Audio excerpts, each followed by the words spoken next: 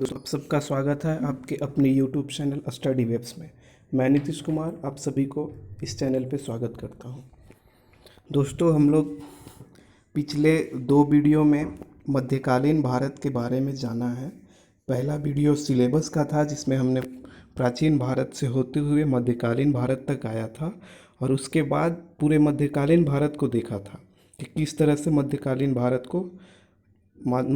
भारत के इतिहास को पढ़ना है। ये इस सीरीज का तीसरा वीडियो है जिसमें हम लोग 10वां टॉपिक पढ़ेंगे। पूरे अगर देखा जाए, ऐसे कंफ्यूज मत होइएगा, ये अगर प्राचीन भारत से चलेंगे तो ये 10वां टॉपिक होगा, लेकिन ये अगर देखा जाए मध्यकालीन भारत का तो ये दूसरा टॉपिक है। पहला टॉपिक हमने अरबों का सिंध पर आक्रमण पढ़ा था। सिंध यानी कि भारत, उस समय पाकिस्तान का क्षेत्र भी भारत में था, तो इसलिए अरबों का भारत पे आक्रमण पढ़ा था। इसके बाद आज हम लोग दूसरा टॉपिक पढ़ रहे हैं, तुर्कों के आक्रमण से पूर्व भारतीय राजवंश। देखिए, भारतीय राजवंश का उदय हुआ था तुर्कों के आक्रमण के पहले, और ये इसलिए हुआ था क्योंकि 712 ईस्वी में जब अरबों से पराजय और आगामी जो चुनौती स्थापित हुई यहाँ पे, तो उनका सामना करने के लिए नई शक्तियों का उदय हुआ जो तुर्क सत्ता के आक्रमण तक बनी रही। ठीक है, तो इसके बारे में आज पढ़ेंगे। इससे पहले आज अगर आप लोग इस चैनल पे नए हैं तो कृपया चैनल को सब्सक्राइब करें, सब्सक्राइब करना ना भूलें, और अगर वीडियो अच्छा लगा हो तो लाइक करिए, इसको शेयर करिए और लोगों के बीच में पहुंचाइए। हाँ, इसके डिस्क्रिप्शन में लिंक आपको मिल जाएगा पिछले दोनों वीडियो का, जिसमें हमने सिलेबस को पढ़ा था, और मध्यकालीन भारत के पहला क्लास जो भारत पे अरबों का आक्रमण पढ़ा था उसका भी मिल जाएगा। इसमें हम लोग साथ में ऑब्जेक्टिव क्वेश्चन को भी करते चल रहे हैं। जैसे इसमें अभी हम लोग पूरे टॉपिक को पढ़ेंगे और टॉपिक पढ़ने के बाद जो इम्पोर्टेंट इसका ऑब्जेक्टिव होगा वो भी बना लेंगे। देखिए, इधर हम लोग ऑब्जेक्टिव को भी ले रखा है, तो इससे फ़ायदा ये होगा कि हम लोगों को दिक्कत नहीं होगी, पता चल जाएगा कि किस तरह का क्वेश्चन हमें देखने को मिलेगा एग्ज़ाम में। तो चलिए आज स्टार्ट करते हैं इस टॉपिक को। हाँ, अगर आप चैनल पे नए हैं तो कृपया करके सब्सक्राइब कर लें और वीडियो को लाइक करें अगर अच्छा लगता है तो, और कमेंट करना ना भूलें। जिस तरह का आपका फीडबैक हो आप कमेंट ज़रूर करें। तो चलिए इस टॉपिक को स्टार्ट करते हैं। देखिए, तुर्कों के आक्रमण से पूर्व भारतीय राजवंश, यही टॉपिक है हम लोगों का, इसी को पढ़ना है। देखिए, हुआ क्या था कि सबसे पहले भारत पे मुस्लिम आक्रमणकारी अरबों के द्वारा किया गया। मुस्लिम आक्रमणकारी अरब ही थे, अरब के लोग थे, जिसमें 712 ईस्वी में मोहम्मद बिन कासिम ने सबसे पहले सफल आक्रमण किया था, जो सिंध के क्षेत्रों को जीता था और मुल्तान को जीता था। इसके बाद क्या होता है कि 712 ईस्वी में अरबों से पराजय और आगामी चुनौतियों का सामना करने के लिए कई नई शक्तियों का उदय हुआ, जो तुर्कों के आक्रमण से पूर्व यानी कि 1000 ईस्वी के आसपास में तुर्क का आक्रमण स्टार्ट हो गया था। तो 700 से लेकर 1000 तक यानी लगभग 300 वर्षों तक ये सारे राजवंश बने रहे हैं। ये छोटे छोटे राजवंश थे, सामंतवाद की प्रक्रिया इसको कह सकते हैं। छोटे छोटे राजवंश थे, कुछ इसमें से बड़े भी राजवंश हुए जो बहुत भारत के विभिन्न क्षेत्रों पे, बड़े विशाल क्षेत्रों पर भी शासन किया। तो इसके तहत हम लोग देखेंगे कि कौन सा राजवंश किस क्षेत्र में था, उसके शासक कौन थे, उनका युद्ध किन से हुआ जब यहाँ पे तुर्क आए। जैसे तुर्क में सबसे पहले मोहम्मद गजनवी आता है, उसके बाद गौरी आता है, और गौरी का ही गुलाम होता है कुतुबुद्दीन ऐबक, जो दिल्ली सल्तनत की स्थापना करता है। तो हम लोग देखेंगे कि उन सारे तुर्क आक्रमणकारियों से ये किस तरह से युद्ध करते हैं, इसमें पराजय किसकी होती है, कौन जीतता है, ये सब सारी बातों को देखेंगे। तो चलिए सबसे पहले स्टार्ट करते हैं। सबसे पहला जो राजवंश है तुर्क आक्रमण से पूर्व, वो हिंदू शाही राजवंश था। इसका क्षेत्र कश्मीर से लेकर मुल्तान तक है।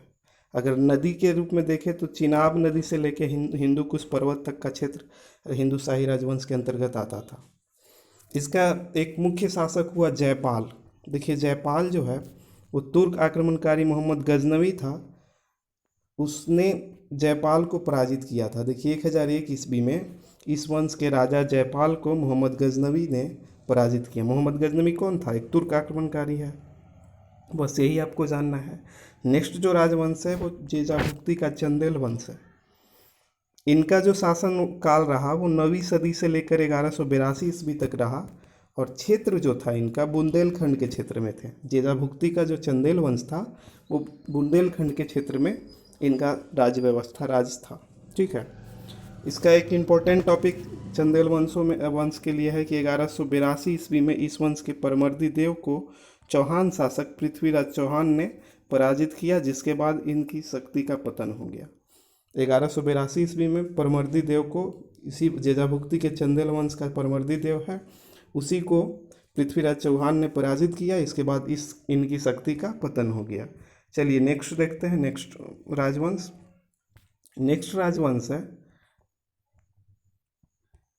वो है वादामी वातापी के चालुक्य वंश। ये बहुत इंपॉर्टेंट है, इसको बहुत जानना जरूरी है। देखिए इनका शासन 6ठी सदी से 8वीं सदी तक चला। 6ठी शताब्दी ईस्वी से 8वीं शताब्दी ईस्वी तक चला। क्षेत्र था दक्षिणापथ। देखिए दक्षिणापथ किसको कहते हैं? तो विंध्याचल पर्वत से लेकर कृष्णा नदी तक का क्षेत्र दक्षिणापथ कहलाता है। और एक जानकारी के लिए आप लोग को बता दूं कि विंध्याचल पर्वत अभी जो है भारत को 2 भागों में बांटता है। उत्तरी भारत और दक्षिणी भारत में विंध्याचल पर्वत ही बांटता है। तो ये ज्योग्राफी का क्वेश्चन है। हालांकि देखिए वादामी या वातापी के चालुक्यों का संस्थापक कौन था? तो पुलकेशिन प्रथम था। इसका सबसे प्रतापी राजा पुलकेशिन द्वितीय हुआ, जो 606 ईस्वी से 642 ईस्वी तक शासन किया था पुलकेशिन द्वितीय। और ये हर्षवर्धन के समकालीन था, और इसने हर्षवर्धन को पराजित किया था नर्मदा नदी के तट पर। और इसकी जानकारी हमें ऐहोल अभिलेख से मिलती है, जिसके रचनाकार ऐहोल अभिलेख के रचनाकार रवि कृति थे। तो ये समझिए कि सबसे प्रतापी राजा पुलकेशिन द्वितीय हुआ, जिसका शासनकाल 609 से 642 ईस्वी तक हुआ। ये हर्ष के समकालीन था, और हर्ष से इसका युद्ध हुआ था नर्मदा नदी के तट पे, जिसमें हर्ष की पराजय हुई थी। इसकी जानकारी हमें ऐहोल अभिलेख से मिलता है, और इस अभिलेख के रचनाकार रवि कृति थे। ये बहुत इंपॉर्टेंट पॉइंट है। इस वंश के अंतिम राजा जो हुए वो कीर्तिवर्मन द्वितीय हुए।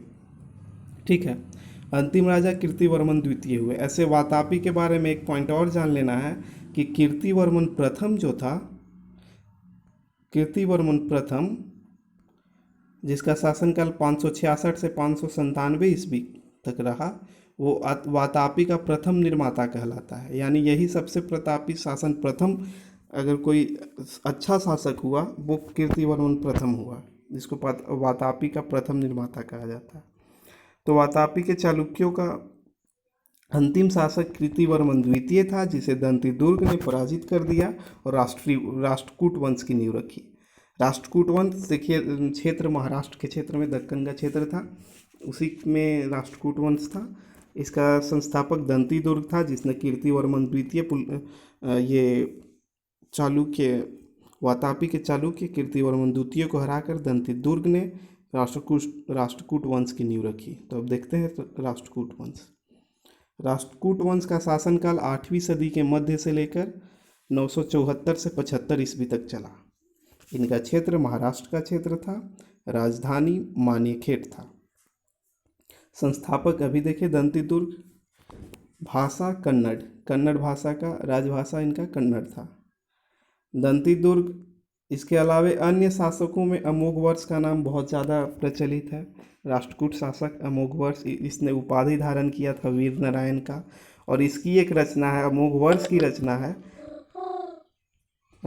की रचना है कविराज मार्ग। ये क्वेश्चन आता है, कविराज मार्ग की रचना किसने की? तो अमोघवर्ष ने की। ठीक है, इस वंश का, राष्ट्रकूट वंश का अंतिम शासक जो था वो कर्क द्वितीय था। इसे कल्याणी के चालुक्य राजा तैलप द्वितीय ने पराजित कर दिया और नए राजवंश कल्याणी के चालुक्य वंश की नींव रखी। राष्ट्रकूट वंश का अंतिम राजा कर्क द्वितीय, जिसे कल्याणी के चालुक्य राजा तैलप द्वितीय ने पराजित किया, और एक नए वंश कल्याणी के चालुक्य वंश की नींव रखी। तो ये जानना जरूरी है। और कर्क द्वितीय का जो शासनकाल कब था, ये हराया कब था इसको? तो 974-75 ईस्वी में इसको हराकर कल्याणी के चालुक्य राजा तैलभ द्वितीय ने इस वंश की नींव रखी, नए वंश की। तो अब देखते हैं कल्याणी के चालुक्य। कल्याणी के चालुक्य वंश, इनका जो शासनकाल रहता है वो 974-75 से लेकर 1189 ईस्वी तक रहता है। कल्याणी के चालुक्य वंश का शासन। संस्थापक कौन है? तो संस्थापक हम लोग अभी देखे तैलभ द्वितीय, जिसने कर्क द्वितीय को हराया था। तैलभ द्वितीय कर्क द्वितीय को हराकर कल्याणी के चालुक्य वंश का नींव रखा था। राजधानी इनका मानेखेट था। कल्याणी के चालुक्यों की राजधानी कहाँ थी? तो मानेखेट थी। इसमें देखिए एक इम्पोर्टेंट पॉइंट है कि 1043 ईस्वी में सोमेश्वर प्रथम शासक बना, जो राजधानी कल्याणी ले गया। तो मानेखेट से कल्याणी ले जाने के लिए सोमेश्वर प्रथम ने ले गया था, ठीक है, वो भी 1043 ईस्वी में। यही जो सोमेश्वर प्रथम है, इसने चोलों से पराजय के कारण तुंगभद्रा नदी में डूबकर आत्महत्या कर ली थी। ये क्वेश्चन बहुत आता है कि कल्याणी के चालुक्य राजा कौन था जिसने तुंगभद्रा नदी में डूबकर आत्महत्या कर ली थी? तो ये सोमेश्वर प्रथम था, ठीक है। अन्य शासकों में हमारा जो नाम आता है वो विक्रमादित्य षष्ठ का आता है, जिसके दरबार में विक्रमांगदेव चरित्र के रचयिता विल्हन रहते थे। और कल्याणी के चालुक्यों का अगर पूछा जाए कि राजकवि कौन थे, तो विल्हन थे, जो किसके दरबार में रहते थे? तो विक्रमादित्य षष्ठ के दरबार में रहते थे। इसके दरबार में मिताक्षरा के लेखक विज्ञानेश्वर भी रहते थे। विक्रमादित्य षष्ठ के दरबार में मिताक्षरा के लेखक विज्ञानेश्वर भी रहते थे। चलिए नेक्स्ट हम लोग देखते हैं अंतिम शासक कल्याणी के चालुक्य वंश का सोमेश्वर चतुर्थ था, जो 1181 से 1189 ईस्वी तक शासन किया, ठीक है। अभी हमने कितना पढ़ लिया, देखिए थोड़ा सा रिवीजन कर लेते हैं। हम लोग पढ़ रहे हैं तुर्क आक्रमण से पूर्व भारतीय राजवंश, या इसको इस तरह से भी पढ़ सकते हैं कि अरबों के सिंध पर आक्रमण के बाद जो राजवंश स्थापित हुए थे, या छोटे छोटे जो राजवंश थे, उनके बारे में हम लोग पढ़ रहे हैं। और ये राजवंश कब तक चला? तो सारे तुर्क के आक्रमण तक इन लोग रहे थे, ठीक है। तो चलिए हम लोग अभी इसमें देख लिए थे हिंदू शाही राजवंश देख लिए, जो चेनाब नदी से हिंदुकुश पर्वत तक था। जेजाभुक्ति का चंदेल वंश देख लिए। इसके अलावे वादामी या वातापी के चालुक्य वंश देखे। इसके बाद राष्ट्रकूट वंश देखे, और राष्ट्रकूट वंश के बाद हम लोगों ने कल्याणी के चालुक्य वंश को भी हमने पढ़ा, ठीक है। अगर आप चैनल पे नए हैं तो कृपया चैनल को सब्सक्राइब कर लें और अपने दोस्तों में और लोगों में शेयर करें, और अगर वीडियो अच्छा लगा हो तो इसको लाइक करें। चलिए इस सीरीज से आप जुड़िए, क्योंकि ये बहुत जल्द ही हम लोग मध्यकालीन भारत को ख़त्म कर लेंगे और इसके बाद हम लोग आधुनिक भारत को स्टार्ट करेंगे। तो ये बहुत ही ज़्यादा हेल्पफुल होने वाला है। ये चाहे कोई भी एग्ज़ाम हो, बीपीएससी हो, जेपीएससी हो, यूपीपीएससी हो, या कोई स्टेट का एग्ज़ाम हो, स्टेट लेवल का, या एसएससी हो, रेलवे में एनटीपीसी हो, ये सब में आपको काम आएगा और सब में आपको हेल्पफुल होगा ये वीडियो। और इसमें एक ये ख़ास बात है कि ये एक इंटीग्रेटेड अप्रोच इसमें अपनाया गया है कि आपको एक के बाद दो इस तरह से पढ़ाया जा रहा है कि आपको याद हो जाएगा। तो चलिए नेक्स्ट हम लोग देखते हैं कल्याणी के चालुक्य वंश का अंतिम जो शासक था उस सोमेश्वर चतुर्थ था, जो 1181 ईस्वी से 1189 ईस्वी तक शासन करता है। इसके बाद हम लोग चलते हैं गुजरात, जिसको अहिल्यवाड़ भी कहते हैं। तो गुजरात या अहिलवाड़ का चालुक्य वंश, अथवा इसी को सोलंकी वंश भी जाना जाता है नाम से। गुजरात का चालुक्य वंश या इसी को सोलंकी वंश कहेंगे। इसका शासनकाल 10वीं सदी के अंत से लेकर लगभग 1187 ईस्वी तक चला था। संस्थापक जो है गुजरात के चालुक्य वंश के मूलराज प्रथम थे। अन्य शासकों में भीम प्रथम का नाम आता है, जिसका शासनकाल 1022 से लेकर 1064 ईस्वी तक था। भीम प्रथम गुजरात के चालुक्य वंश का शासक था। इसके समय में 1025 से 26 ईस्वी में मोहम्मद गजनवी कौन था? तो तुर्क था। इसने गुजरात पर आक्रमण किया, अभियान किया था और सोमनाथ मंदिर को लूटा था। ऐसे भी पूछा जाता है कि सोमनाथ मंदिर को कब लूटा गया? तो 1025 ईस्वी में लूटा गया था, ठीक है। नेक्स्ट है कि 1178 ईस्वी में मोहम्मद गौरी ने पाटन, जिसको गुजरात में का ही एक क्षेत्र था, और चढ़ाई की तो भीम द्वितीय ने उसे युद्ध कर पराजित किया। ये बहुत इम्पोर्टेंट है कि मोहम्मद गौरी को भारत में हराया भी गया था। तुर्क आक्रमणकारी मोहम्मद गौरी को 1178 ईस्वी में पाटन गुजरात में इसी वंश के भीम द्वितीय ने हराया था। ठीक है। नेक्स्ट है कि 1187 ईस्वी में कुतुबुद्दीन ऐबक ने 1187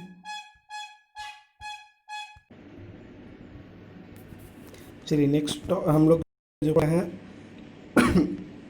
वो है गुजरात का चालुक्य वंश, जिसको सोलंकी वंश भी कहते हैं। इसको 1187 ईस्वी में कुतुबुद्दीन ऐबक ने गुजरात पर आक्रमण किया और अहिलवाड़ पर अधिकार कर लिया। तो इससे क्या हुआ कि गुजरात का जो चालुक्य वंश था या सोलंकी वंश वो ख़त्म हो गया, उसका पतन हो गया। नेक्स्ट हम लोग देखते हैं वकाटक वंश। इस वंश के बारे में भी जानना है हमको, वकाटक वंश। तो वकाटक वंश का संस्थापक जो था विंध्य शक्ति था। इसने इसकी स्थापना करीब 255 ईस्वी के लगभग में किया था। राजनीतिक उपलब्धियों में अगर देखें तो अजंता गुहालेख से इनका उल्लेख मिलता है वकाटक वंश का। प्रमुख शासकों में प्रवरसेन द्वितीय को माना जाता है और जिसकी रचना सेतुबंध है। ये भी पूछा जाता है कि सेतुबंध के रचनाकार कौन है, तो प्रवरसेन द्वितीय हैं। ये किस वंश से संबंधित है, तो वकाटक वंश से संबंधित है प्रवरसेन द्वितीय। इनकी राजधानी जो है, इन्होंने प्रवरसेन द्वितीय ने राजधानी नंदीवर्धन से प्रवरपुर ले गया था। प्रवरसेन द्वितीय ने नंदीवर्धन से प्रवरसेन राजधानी को ले गया था। ठीक है। इसके बाद अगर देखें तो मेन सर्वसेन प्रमुख शासकों में सर्वसेन का नाम आता है, जिसने हरविजय नामक इनकी रचना है, वो उसको जान लेना है। ठीक है। इसके बाद एक इम्पोर्टेंट टॉपिक है, बहुत ही इम्पोर्टेंट पॉइंट है कि संस्कृत के विदर्भ शैली का विकास इन्हीं के दरबारों में हुआ है, यानी कि वकाटक वंश के दरबारों में विदर्भ शैली का विकास हुआ है। तो चलिए नेक्स्ट हम लोग देखते हैं पल्लव वंश। पल्लव वंश के बारे में जानना है।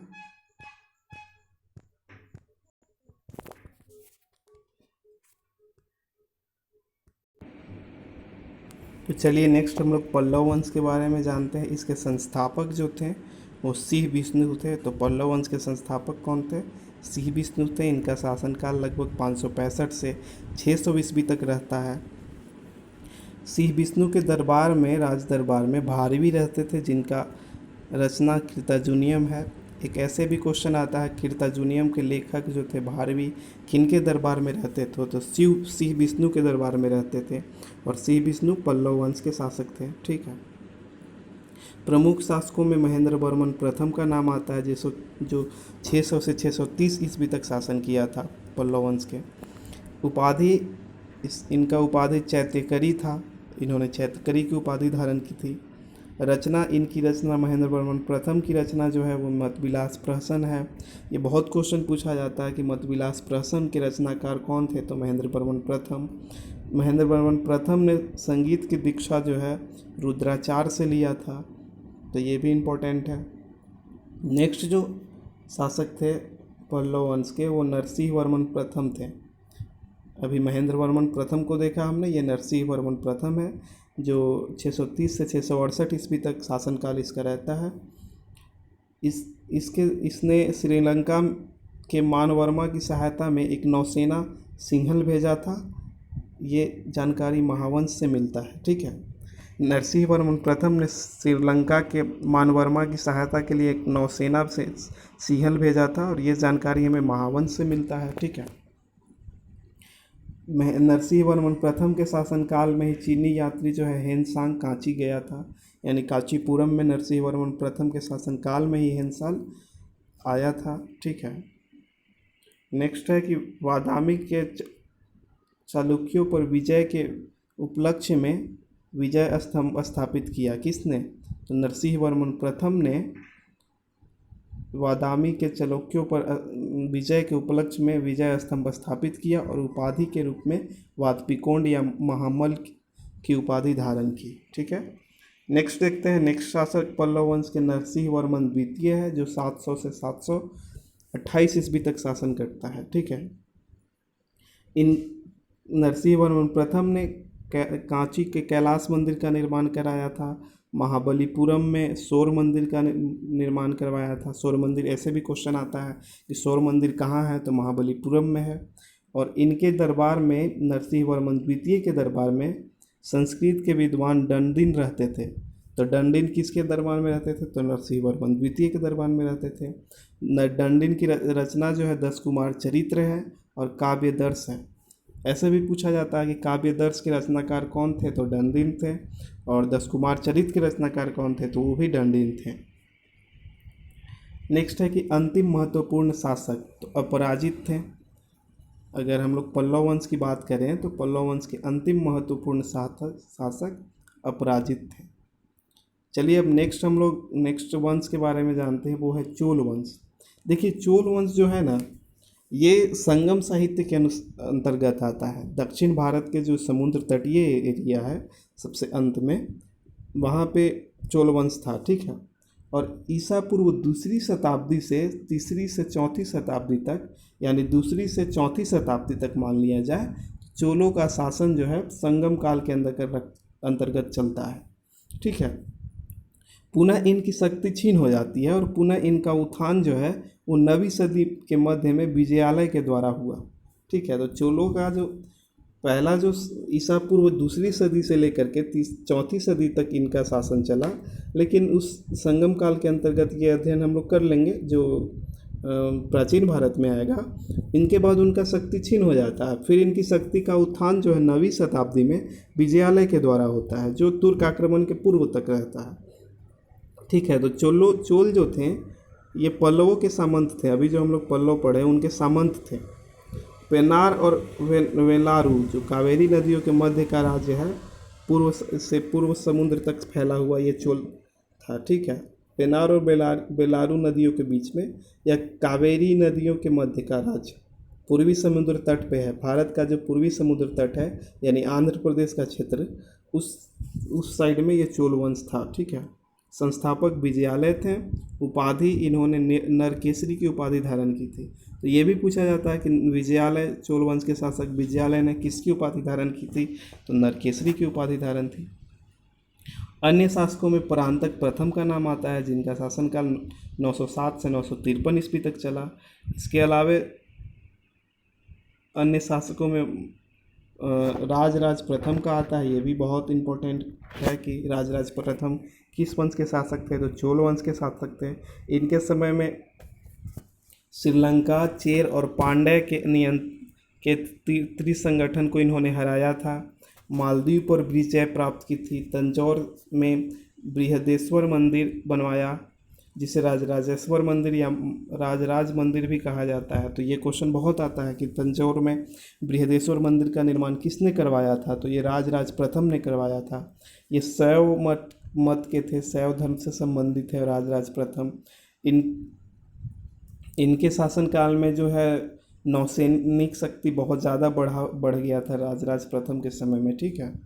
नेक्स्ट पढ़ते हैं, इन्हीं के राजराज प्रथम के ही पुत्र हुए राजेंद्र प्रथम, ठीक है। तो राजेंद्र प्रथम जो है 1022 ईस्वी में बंगाल लिखना चाहिए था, ठीक है। बंगाल के पाल शासक महीपाल को पराजित किया था। ये बहुत इंपॉर्टेंट पॉइंट है कि 1022 ईस्वी में बंगाल के पाल शासक महीपाल को किसने पराजित किया था, तो राजेंद्र प्रथम ने पराजित किया था। और राजेंद्र प्रथम किस वंश के शासक है, तो चोल वंश के शासक हैं। राजेंद्र प्रथम ने एक उपाधि धारण थी जिसका नाम है पंडित चोल, यानी कि पंडित चोल की उपाधि किसने धारण की थी, तो राजेंद्र प्रथम ने धारण की थी। एक और उपाधि है इसके बाद राजाधिराज प्रथम शासक बनते हैं। इसके बाद राजेंद्र द्वितीय बनते हैं। इसके बाद अधिराजेंद्र या वीर राजेंद्र भी कहा जाता है इनको, वो शासक बनते हैं राजेंद्र द्वितीय के बाद। तो जो मूल चोल वंश था उसका अंतिम शासक अगर पूछेगा तो अधिराजेंद्र थे या वीर राजेंद्र थे। इसके बाद होता क्या है कि कुलोत्तक प्रथम हुए, उसके बाद शासक। यह चोल चालुक्य रक्त मिश्रित था, क्योंकि इनकी माता जो थी कुलोत्तक प्रथम की माता चालुक्य वंश की पुत्री थी, ठीक है। और ये इनके पिता जो थे वो चोल वंश से थे। अगर ऐसे पूछा जाए कि चोल वंश का अंतिम शासक कौन था तो राजेंद्र तृतीय होगा, लेकिन अगर पूछा जाए कि मूल चोल वंश का अंतिम राजा कौन था तो वीर राजेंद्र या आदि राजेंद्र होगा, ठीक है। इसमें कंफ्यूज नहीं करना है।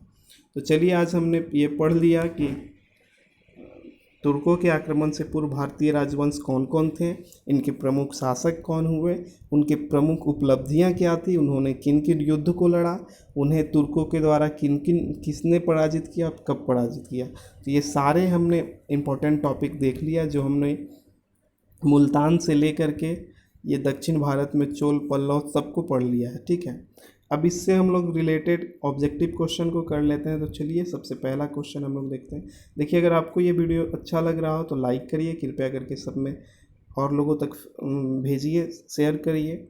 और अगर आप अभी नए हैं इस चैनल पे तो कृपया चैनल को सब्सक्राइब कर लें ताकि आपको इस तरह के और मज़ेदार वीडियो आगे भी मिलते रहे, ठीक है। तो चलिए देखते हैं कि निम्नलिखित में से कौन चोल प्रशासन की प्रमुख विशेषता थी, ठीक है। तो जो चीज़ हमने वहाँ ऊपर नहीं पढ़ा उसको यहाँ पे और ज़्यादा क्लियर कर दिया जाएगा। चोल प्रशासन की प्रमुख विशेषता थी ग्राम प्रशासन की स्वायत्तता, ठीक है। ग्राम प्रशासन को छूट दी गई थी, स्वायत्तता मिली हुई थी चोल प्रशासन में। नेक्स्ट क्वेश्चन है कि कौन सा युग्म सुमेलित है। तो इसमें देखिए 1 और 3 सुमेलित है। क्या कह रहा है, भारत के इतिहास के संदर्भ में निम्नलिखित युग्मों पर विचार कीजिए। एरीपति, भूमि जिससे मिलने वाला राजस्व अलग से ग्राम जलाशय के रख रखाव के लिए निर्धारित कर दिया जाता था। तो ये तुर्क आक्रमण से पूर्व जो राजवंश थे उनके राज व्यवस्था से संबंधित है। तो एरीपति वैसा भूमि जिससे मिलने वाला राजस्व को ग्राम पंचायत के जलाशयों के रख रखाव के लिए निर्धारित किया जाता था, उसको एरीपति कहते थे। और घटिका कहा जाता है प्रायः मंदिरों के साथ संबंध विद्यालय। तो मंदिरों के साथ जो संबंध विद्यालय होते थे उसे घटिका कहा जाता था। चलिए नेक्स्ट क्वेश्चन देखते हैं। पुंडवर्धन भुक्ति अवस्थित थी, तो ये उत्तर बंगाल में अवस्थित थी, ठीक है। ये नंबर आंसर है। नेक्स्ट क्वेश्चन है कि चोल काल के बेलाल होते थे, तो बड़े भीष्वामी को क्या बोला जाता था, वो बेलाल बोला जाता था, ठीक है। नेक्स्ट क्वेश्चन हम लोग देखते हैं। चोल शासकों के शासनकाल में निम्नलिखित में से कौन सा वरियम उद्यान प्रशासन का कार्य देखता था। तो टोट वरियम जो है वो प्रशासन का कार्य देखता था। देखिए ये सारे क्वेश्चन कहीं ना कहीं पूछा गया है, जैसे यूपी आरओ या एआरओ मेंस एग्ज़ाम में ये 2013 में पूछा गया है, ये यूपी पीएससी का था, ये आईएएस 2016 का क्वेश्चन था, ये जो हम लोगों ने अभी देखा। तो इस तरह का बहुत इंपॉर्टेंट क्वेश्चन को हम लोग देख रहे हैं।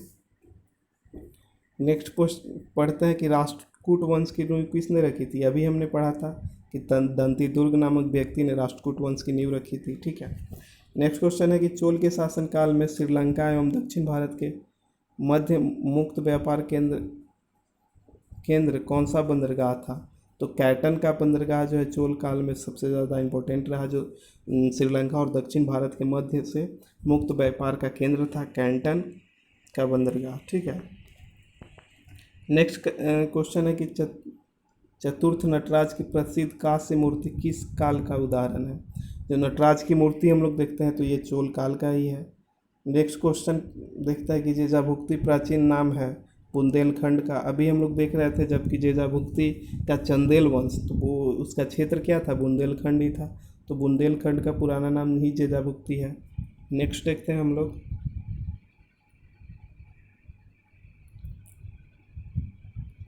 10वां नंबर क्वेश्चन को देखते हैं।